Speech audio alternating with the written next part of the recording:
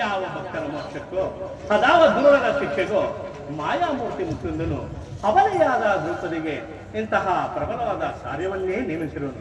ನಾರಾಯಣ ನಾರಾಯಣ. ಯಾರು ಯಾರದು? ಓಹೋ ದ್ರೌಪದಾದೇವಿ, ಪಾಂಡವರ ಪಟ್ಟದರಸಿ, ಪರಮಾತ್ಮನ ತಂಗಿ ಶೋಭನಾಂಗಿ. ಹೌದು ಪೂಜ್ಯರೇ, ಆಕೆಯೇ ನಾನು. ಸ್ವೀಕರಿಸಿ ನನ್ನ ಧನ್ಯವಾದಗಳು. ಇದೇನು ತಾಯಿ, ಈ ಅರಣ್ಯ ಮಾರ್ಗದಲ್ಲಿ ನೀನು ಓರ್ವಳೆ?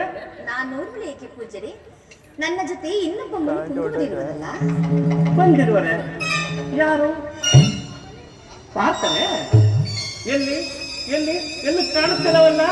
ಪಾರ್ಥರಲ್ಲ ನಾರದರೇ, ಸ್ವಾರ್ಥಿಗಳ ಸ್ಫೂರ್ತಿ ನಡೆಸುವ ಮೂಲ ಕರ್ತೃವೂ ಆದ ನಾರದ ಮಹಾತ್ಮರು. ನಾರಾಯಣ ನಾರಾಯಣ, ನಾನೀಗ ತರ ತಾಯಿ ಬಂದದ್ದು. ನಾರದರೇ, ತ್ರಿಲೋಕ ಸಂಚಾರಿಗಳು, ತ್ರಿಕಾಲಜ್ಞಾನಿಗಳು ಆದ ನಿಮಗೆ ತಿಳಿದೇ ಸ್ವಾಮಿ ಏನನ್ನ ಅಲೆದಾಟ? ಇದೇಕೆ ಕೃಷ್ಣ ಹೀಗೆ ಮಾತನಾಡುತ್ತಿರುವೆ ಅರ್ಥವಿಲ್ಲದೆ? ನಾರದ ಮಹಾತ್ಮರೇ, ಶ್ರೀಕೃಷ್ಣ ಪರಮಾತ್ಮನಾದ ಕುಮಾರ ಮನ್ಮಥನಿಗೆ ಮಂಗಳ ಕಾರ್ಯ ಮಾಡಲಿಚ್ಛಿಸಿ ಆತನಿಗೆ ಕನ್ಯೆಯನ್ನು ಹುಡುಕುವ ಭಾರವನ್ನು ನನಗೊಪ್ಪಿಸಿರುವರು. ನಾನು ಚರಿಸದೇ ಇರುವ ರಾಜ್ಯಗಳೇ ಇಲ್ಲ. ಎಷ್ಟು ಹುಡುಕಿದರೂ ಆತನಿಗಂತೂ ಕನ್ಯೆ ದೊರಕಲೇ ಇಲ್ಲ. ಸದ್ಯ ನನ್ನ ಪುಣ್ಯ, ಈಗಲಾದರೂ ನೀವು ದೇವರಂತೆ ನನ್ನ ಕಣ್ಗಳ ಮುಂದೆ ಕಾಣಿಸಿಕೊಂಡಿರಿ. ದೇವರಂತೆ? ನಾರಾಯಣ ನಾರಾಯಣ, ನಾನು ದೇವರಲ್ಲ, ದೇವ ಋಷಿ. ಹೌದು ಪೂಜ್ಯರೇ, ನೀವು ದೇವಋಷಿಗಳಾದರೂ ನನಗೆ ಸಹಾಯ ಮಾಡಲು ಬಂದ ದೇವರಂತೆ ಇಲ್ಲಿ ನಿಂತಿರುವಿರಿ. ಸಹಾಯ ಮಾಡಲು ನಿಂತಿರುವಿರಿ? ಇಲ್ಲ ತಾಯಿ, ಇಲ್ಲ. ನಾನು ಇಲ್ಲಿ ನಿಲ್ಲಲು ಬಂದವನಲ್ಲ, ಬಂದ ದಾರಿಯನ್ನು ಹಿಡಿದು ಹೊರಡಲಿಲ್ಲ. ನಾರಾಯಣ ನಾರಾಯಣ. ಪೂಜ್ಯರೇ, ನೀವೇನಾದರೂ ನನಗೆ ಸಹಾಯವನ್ನು ಮಾಡದಿದ್ದರೆ ಖಂಡಿತವಾಗಿಯೂ ನನಗೆ ಪ್ರತಿಜ್ಞಾಭಂಗವಾಗಿ ನಾನು ಅಪಹಾಸ್ಯಕ್ಕೀಡಾಗಬೇಕಾಗುತ್ತದೆ. ದಯಮಾಡಿ ನನಗೊಂದು ದಾರಿಯನ್ನು ತೋರಿಸಿ ಪೂಜ್ಯರೇ. ಈಗ ಸರಿ ಹೋಯಿತು.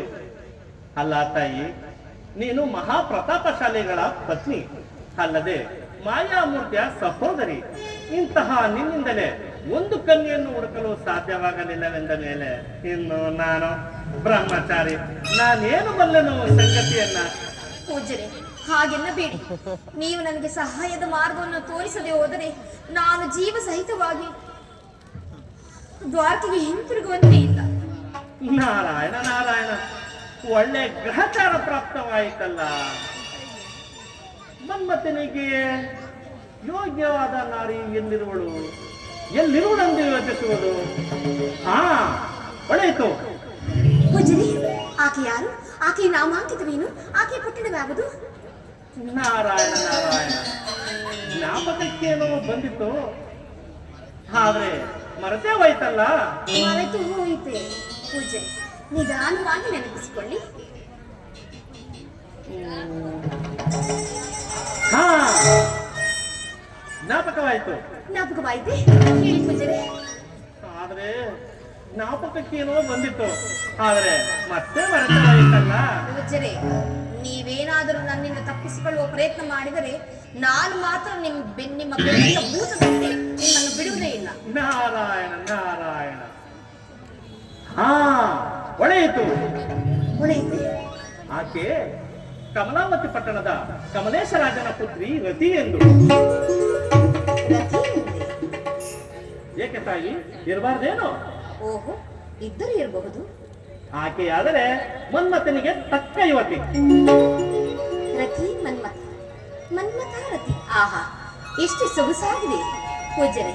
ಈ ನಿಮ್ಮ ಘನ ಸಹಾಯದಿಂದ ನಾನು ಕೃತಾರ್ಥಳಾದೆನು ಪೂಜಾರಿ. ನಾನಿನ್ನು ಬರಲಿ. ಹೊರಡು ತಾಯಿ, ಹೊರಡು.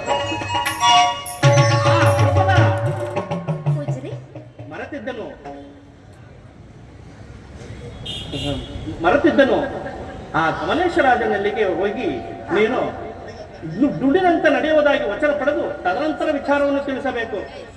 ಏಕೆ ಪೂಜಾರಿ? ನಾನು ಹೇಳಿದಂತೆ ಮಾಡುತ್ತಾಯಿ, ಮುಂದೆ ತಿಳಿಯುವುದು ಅದೇನೆಂದು. ನೀವು ಕೋಪಿಸಿಕೊಂಡು ಹೇಳಿದರೂ ಅದರಲ್ಲಿ ಏನೂ ಅರ್ಥವಿರುವುದು. ಹಾಗೆ ಆಗಲಿ ಪೂಜಾರಿ, ನಾನೇನು ಬರೆಯುತ್ತೇನೆ. ನಾರಾಯಣ ನಾರಾಯಣ. ಕುಂತಿಯು ಸತಿಯು ಕಂಸನ ಸೋದರಳಿಯನಾದ ಕಮಲೇಶರಾಜನಲ್ಲಿಗೆ ಹೊರಟಿರೋಡು. ಆತನಾದರೂ ಕೃಷ್ಣನ ಹೆಸರೆತ್ತಿದರೆ ಸಾಕು, ಕೆಂಡಂತ ನಾರಾಯಣ ನಾರಾಯಣ. ಈ ಸಮಯದಲ್ಲಿ ನಾನೂ ಸಹ ಅಲ್ಲಿಗೆ ಪ್ರಯಾಣ ಮಾಡಿ ಮುಂದೆ ನಡೆಯುವ ವಿನೋದವನ್ನು ನೋಡುತ್ತಾ ಆನಂದ ಪಡುವೆನು. ನಾರಾಯಣ ನಾರಾಯಣ.